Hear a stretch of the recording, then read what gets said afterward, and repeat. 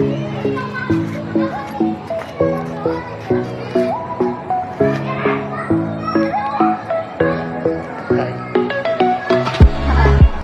dumating na nga pala yung ating remote na gagawin nating kill switch sa ating motor. Yan. At ito yung mga laman niya. Yan. Kunin natin yung laman. Yan. Ito yung mga laman. Isang manual. Yan. Tapos ito yung pinaka-receiver niya. Then, isang remote. Ito naman yung remote niya, on, off. Yan. On, off. Then, ito naman yung pinaka-manual niya. Manual niya yan. Yan. Diyan mo mababasa kung paano ang gagawin mo sa kanya. Marami siyang pwedeng gawin. Yan, o. Kung paano siya i-operate. Tapos, ito naman yung pinaka-receiver niya sa loob. Buksan natin. Yan. Ito ang pinaka-receiver. Yan. Yan ang pinaka-receiver. Yan. Ito ang gagawin natin. So, ito yung gagawin natin sa kanya. Ito yung pagkaka-wire niya. Itong negative tsaka positive niya. Yan yung power supply ng ating receiver. Itong negative, pwede natin ilagay sa body ground o kaya irekta na lang natin sa battery.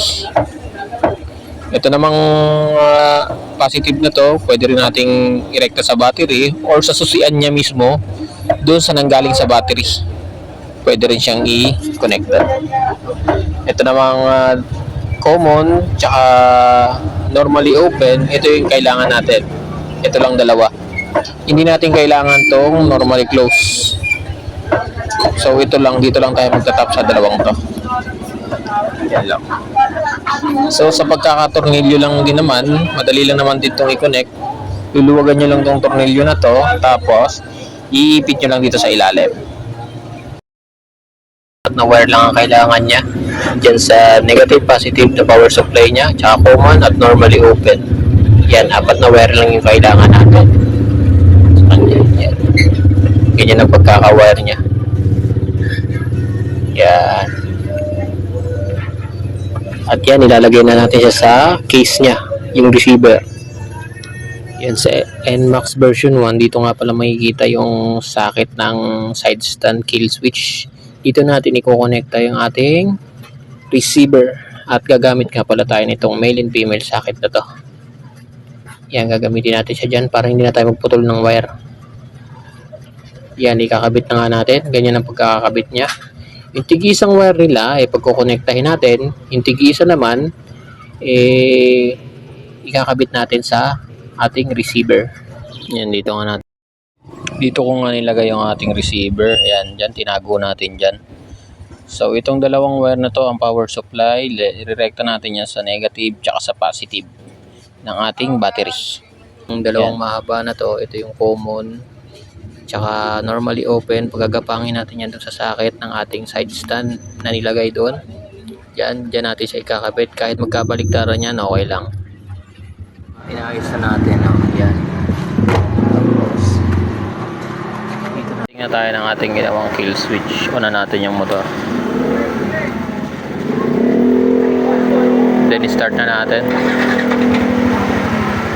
Yan, nag-i-start na yung motor. So, subukan na nating patayin sa ating kill switch. Makikita natin, mag-check engine yan dyan. Pag pinatay natin itong remote. Yan, patay na yung motor. So, kahit ano pang pindot natin dito, na hindi na mag-i-start yan. So, try nating i-on yung remote uli. Yan, naka-on na. Then, start natin. Yan. Nag-start na.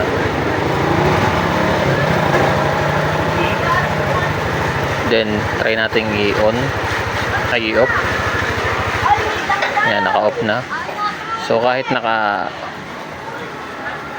yung susi, basta naka-off tong remote, hindi yan mag-i-start kahit anong gawin. hanggat di mo in-on tong remote. So on natin ulit. Yan, naka-on na. Then start. Yan ang kagandahan dyan. Kahit masira nila itong susian, basta naka-off tong remote natin, hindi nila mapapaandar. Syempre, yung side stand, functional pa rin naman yan. Mamamatay pa rin yung motor. Yan lang.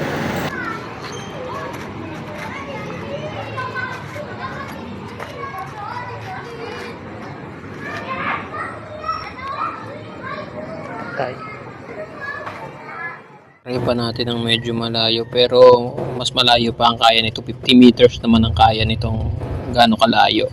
Yan, kung sakaling magawan mo kayo ng motor, pwede nyong patayin ng ganito kalayo.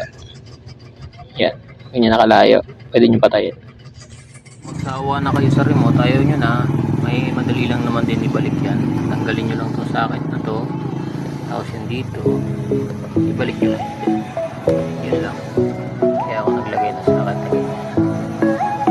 Yan.